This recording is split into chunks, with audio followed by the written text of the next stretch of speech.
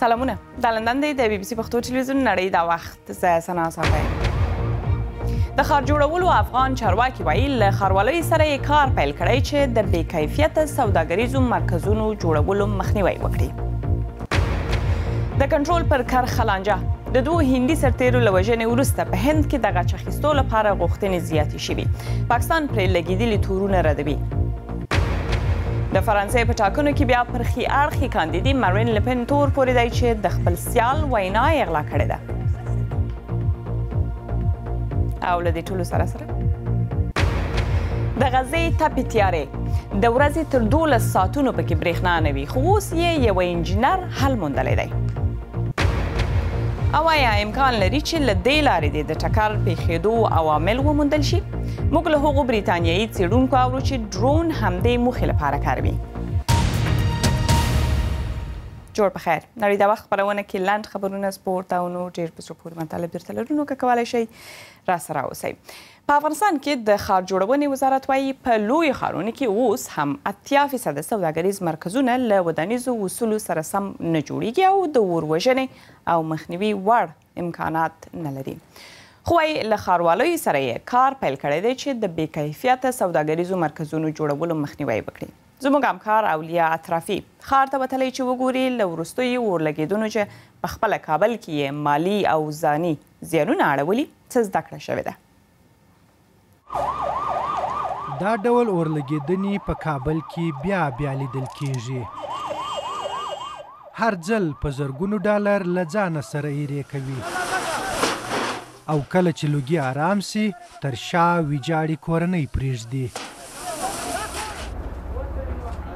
رافي له وکلنۍ نه زیار ایستلی و وایي د اباسین زدران مارکیټ د اورلګېدنې په وروستنۍ پیښه کې یې 3,70,000 ډالرو دکان وسوځېدی اوس یې برخلیک معلوم نه دی پاس نه سړی ځان یې خطا کړ دغه نه پاس منزل نه وغورځېدی موږ مخکې خو کله چې هغه هم ولیده او موږ ته لږ زړه کې تسلا پیدا شو مالې ځان سم وویل مالې دغه ده که مال هم وسوځېده خیر ده خو شکر دی چې موږ خپله ژوندي یو نو له تیرو تجربو مو څه زده کړه کړې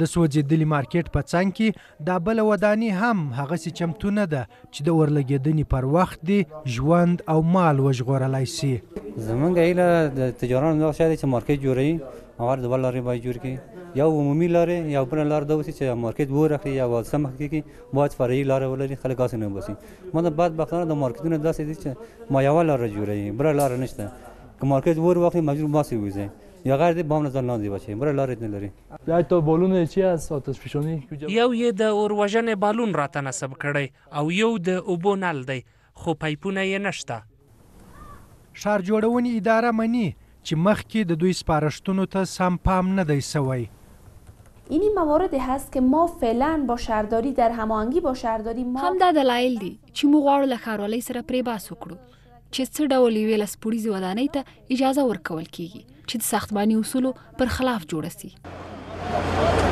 هلته چې د اورلګېدنې پیښې لږې نه دي د ژغورنې تدابیر هم په هیڅ حساب دي له کوره تر دا ډول مارکیټونو هیڅوک سر نه خلاصوي د اوروژنې مسلکیان وایي چې د اوروژنې سیستمونه ډېر ضروري دي خو هغه تدابیر لا ډېر مهم دي چې د اور لګېدو نه مخنیوی وشي وایي چې دکانداران باید له دو ډبو نه په دکانو کې استفاده ونه کړي پر 2-3 ساکټو باندې دومره فشار مه راوړي چې دا خپله اور واخلي او پر ځای د دې چې تارونه داسې تړئ د 40 افغانو ساکټ ستاسې کور له اوره ژغورلی شي او که سګرټ ولګوئ نو سګرټ باید سم دم مړ شي مسلکیان وایي چې د اور نه باید مخنیوی وشي ځکه کله چې اور ولګېږي ویجاړي به حتمي وي اولیا اطرافي بي بي سي کابل پر دې د پښتونخوا افغانستان او نورې نړۍ په اړه که نور معلومات غواړئ کولی شئ زموږ ویبپاڼې ته لاړ شئ بي بي سي پښتو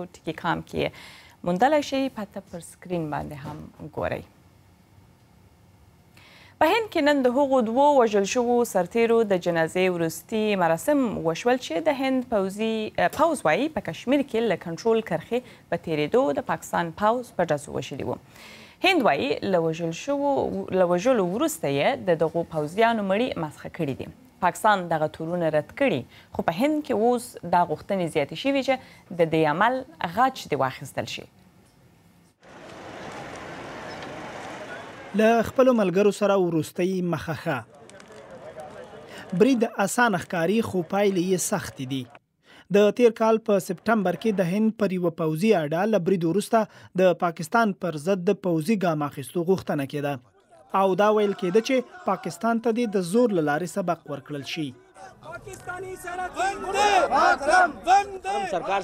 موږ له حکومته غواړو چې پاکستان سره خپل چلن سخت کړي. پاکستان سره باید تر هغه اړیکې پرې شي چې پوله نه وي ارامه شوي. د دواړو هیوادونو د پوځي عملیاتو مشرانو یا DGMO پر ټلیفونونو سره خبرې کړي. په یوه اعلامیه کې د پاکستان له لوري ویل شوي چې د دې پیښې په اړه به ځواب ورکوي.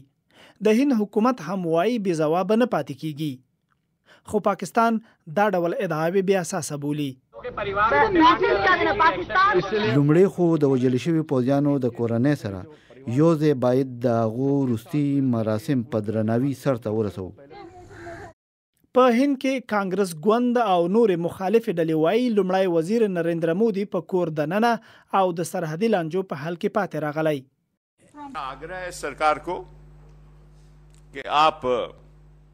له حکومته غواړو چې آرام دې نه کینی او یو څه دې وکړي، یو تګلاره دې وټاکي. حکومت اوس پر دې مسلې فکر کوي. که د پوځي برید له ادعا وروسته حکومت غبرګون ونه ښیي، هند کې ځینې خلک کمزوري ښیي، خو که ځواب ورکوي ښایي ستونزه لا پسې پیچلې شي.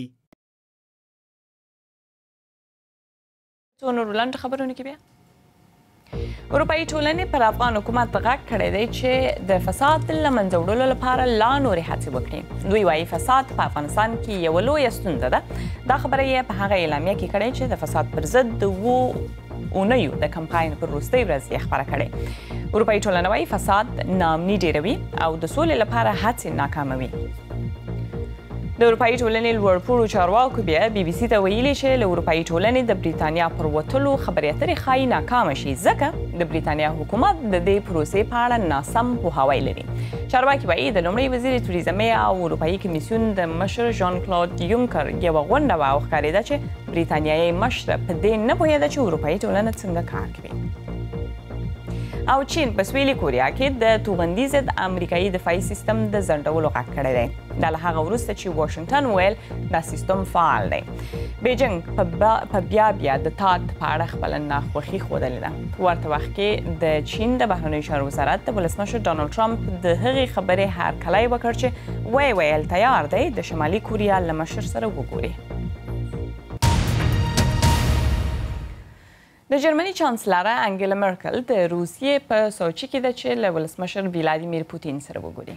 دا په 2 کلونو کې لومړی ځل دی چې میرمن مرکل روسیې ته ځي. په تېرو 2 کلونو کې د دې دواړو هیوادونو ترمنځ اړیکې د اوکراین او سوریې پر سر یو څه خړې پړې شوي دي. کله چې روسیې کرایمیا له اوکراین جلا او د روسیې برخه وګرځوله، نو جرمن چانسلرې پر دغه هیواد د اقتصادي بندیزونو ملاتړ وکړ او په دې انځورونو کې ګورئ چې د دغه دواړه مشران همدا اوس لګیا دي او خبرې کوي. په فرانسه کې بیا د ښي اړخي ګوند پر کاندیدې مارین لپن تور پورې شوی دی چې د خپل یوه پخواني سیال خبرې یې کټ مټ اغلا کړي دي. ویل کېږي دی د فرانسوا فیاد د وینا برخې کټ مټ راکاپي کړې وې. ښاغلی فیا خپله د رایو په لومړي پړاو کې له سیالۍ ووت.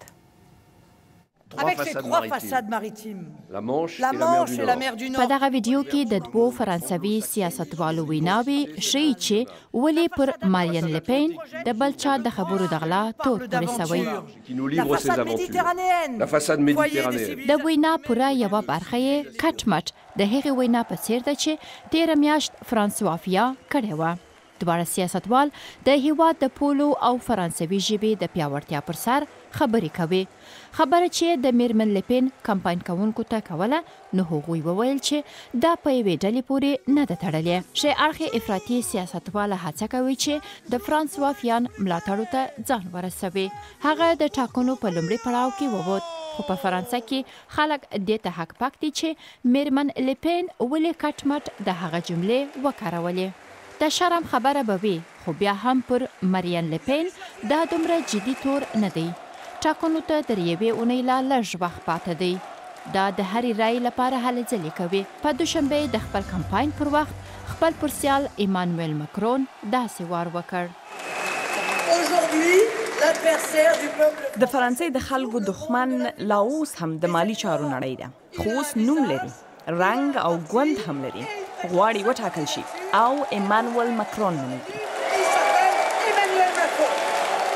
په همدې وخت کې بیا ایمانویل مکرون هغه ځای ته د درناوي په موخه ورغی چې 2 لسیزې وړاندې ښي اړخې افراطي ډلې یو مراکوي سړی وژلی و. په دې سره یې یو ځل بیا د فرانسې خلکو ته د ملي جبهې لانجمن تاریخ ورپزړه کړ. که څه هم چې میرمن لپین پرمختګ کړی، خو بیا هم په نظر پوښتنو کې 18% د ښاغلي مکرون شاته ده. سږ تر اوسه پورې تر 40,000 ډېر کډوال له مدیترانې سمندر اروپا ته اوښتي دي. له سوریایانو او افغانانو راوروسته دریم هیواد چې ډېری خلک یې اروپا ته ترې راځي نایجیریا دی، خو ډېری یې له جګړو نه تښتي. ډېری یې ځوانان دي او کار پسې ګرځي. له نایجیریا اروپا ته تلونکي ځوانان خپل سفر په بنین کې پیلوي. دا تاریخي ښار یو وخت د برونز مجسمو په جوړولو مشهور و، خو نن ورځ په بنین کې خلکو بل کاروبار ته مخه کړې ده. بنین د نایجیریا د قاچاق کوونکو په مرکز اوښتی، ځکه زرګونه خلک له دې ځایه اروپا ته سفر پیلوي.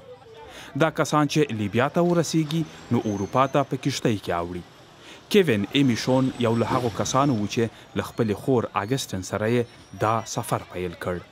په لاره کې سره جلا کړل شول او د دواړو ژوند له خطر سره مخامخ سو. کیوین وژغورل شو، خو اګسټن اوبو ډوبه کړه. د اګسټن نه یوه کوچنۍ لور پاتې شوه. هغه نرسه وه او زده کړه یې هم کوله. په درملتون او روغتون دواړو کې یې کار کاوه، خو تنخوا یې کمه وه، ځکه یې موږ د لور د ښوونځي لپاره پیسې ورکولې. زما مور کار نه کوي، نو موږ د کورنۍ مسؤلیت پر غاړه اخیستی و او همدا وه چې د تګ پریکړه مو وکړه. دوی خپل سفر له دې تمځایه پیلوي او که هر څه سم پر مخ ولاړ شي نو دا کسان به په 2 اونیو کې اروپا ته ورسیږي. خو په دې خبره دا سړی ښه پوهیږي. دی فرایډې ایهودارو نومیږي او یو وخت یې د انسانانو قاچاق کوه. دته د شتمن کس په سترګه کتل کیږي. دی وایي د لسګونو نایجیریایانو سره یې مرسته کړې چې اروپا ته ولاړ شي. لیبیا ته په وروستي سفر کې د ځان په څیر له ډیرو لوستو سره مخ شوم. یو راته ویل چې له ایپوما پوهنتون نه فارغ شوی یم، نور ویل له سوکا پوهنتون او نورو پوهنتونونو فارغ شوي یو. که ما دنده درلوده نو فکر نه کوم چې دا لاره به مې خپله کړې وای او یو قاچاق کوونکی به رانه جوړ شوی وای، ځکه ملګري مې په بانکونو، د تیلو په شرکتونو او نورو ادارو کې دندې لري. له شتو خطرونو سره سره هم ډیر خلک اروپا ته د تګ لپاره دا لاره خپلوي او دا چې په نایجیریا کې خلک له ستونزو سره مخ دي، د اروپا جذابیت به پکې تل غښتلی وي. د بي بي سي پښتو تلویزیوني خپرونه نړۍ دا وخت ګورئ. لږ دمه لرو بېرته راستنېږو، نو راسره اوسئ او چیرې مه ځئ.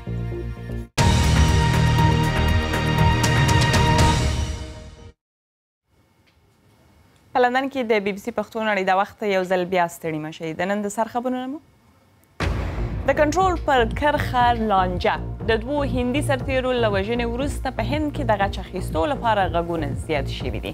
پاکستان پرې لګېدلي تورونه ردوي. او د فرانسې په ټاکنو کې پر ښي اړخي کاندیدې مارین لپین تور پورې دی چې د خپل سیال وینا یې غلا کړې ده. د دوهم پړاو ټاکنې د یکشنبې پر ورځ کېږي.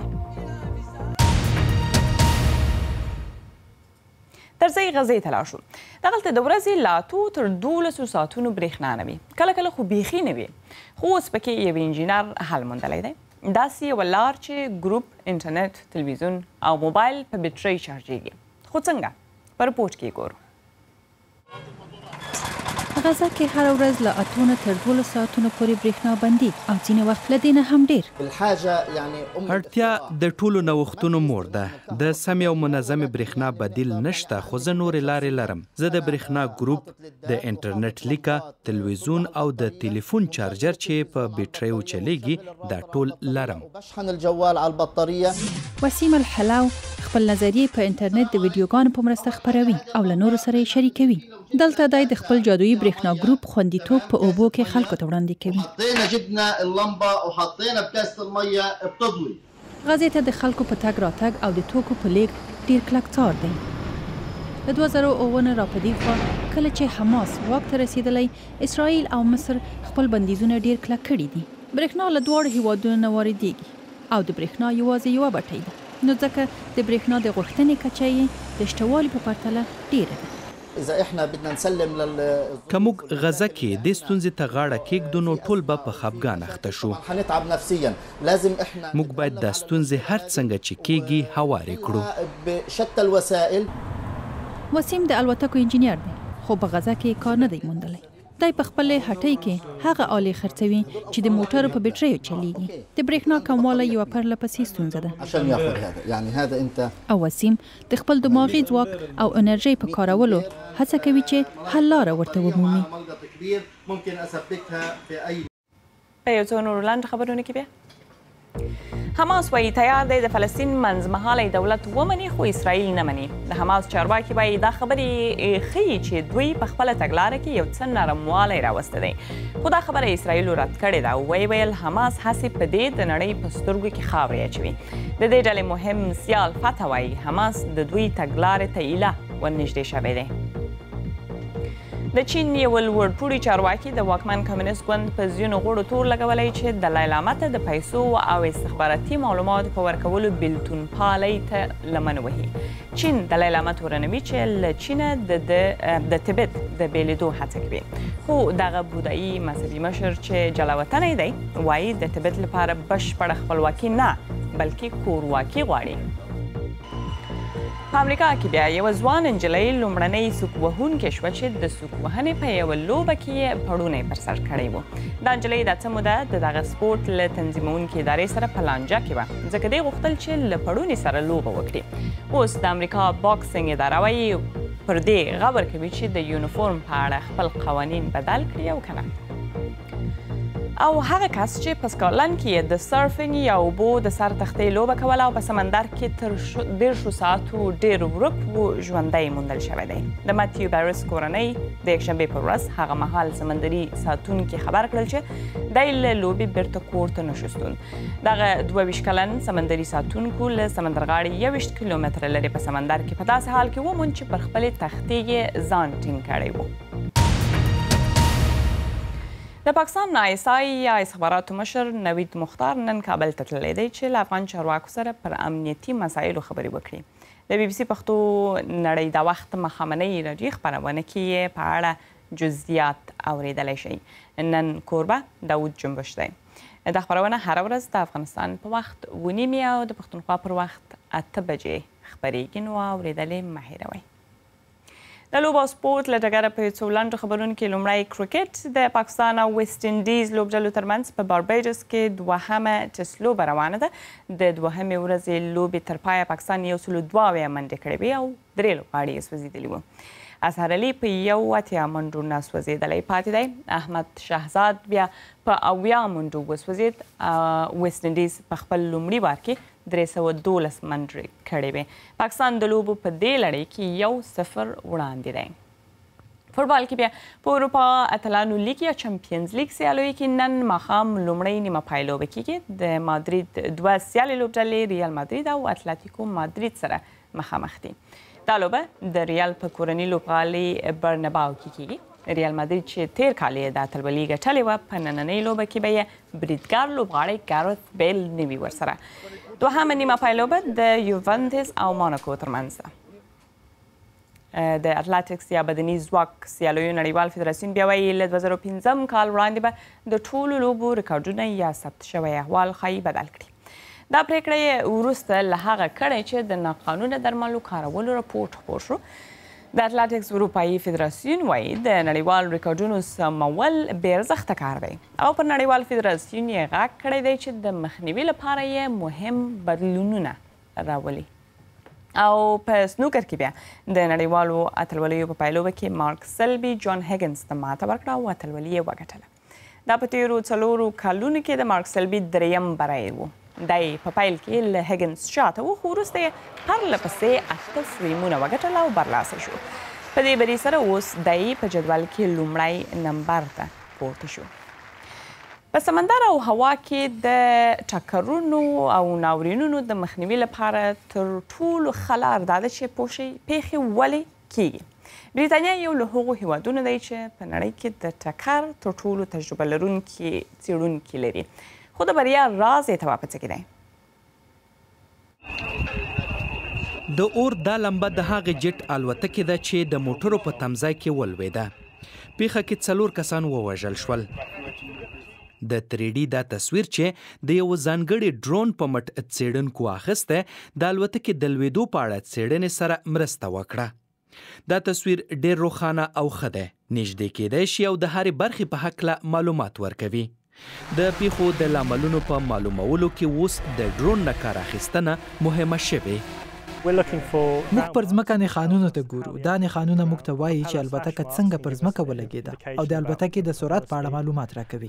بیا موږ د پیښې د ځای شاوخوا سیمه ګورو چې څه خو رانه پاتې نه دي او یا هم د الوتنې پر مهال خو به کوم داسې څیز نه وي مات شوی چې د الوتکې د لوېدو سبب شوی وي. ډرون هغسې تصویر اخلي لکه یو پیلوټ چې اخیستی شي. د دغسې تصویر اخیستل ښایي له ځمکې نه شونه نه وي.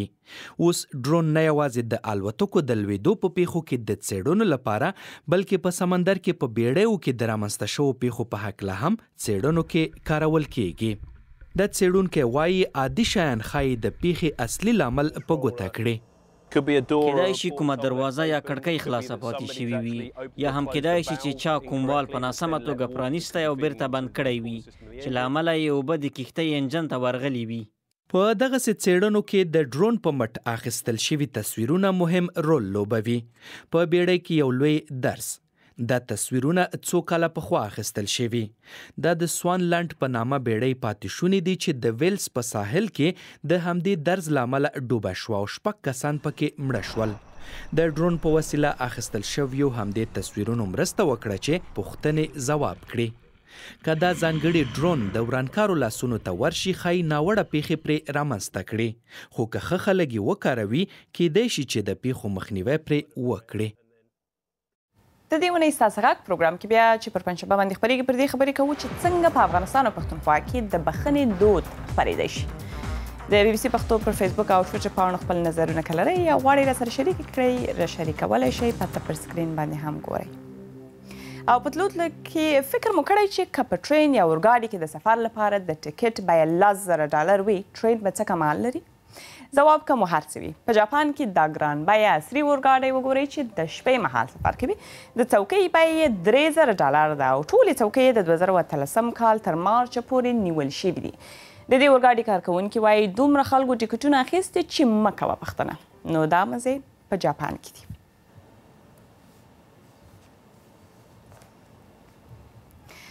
خبرونه مو همدومره وه. تر سبا ماښام 6 بجو ښه وخت ښه شپه ورشئ. روغ جوړ ارام او خوشحاله اوسئ.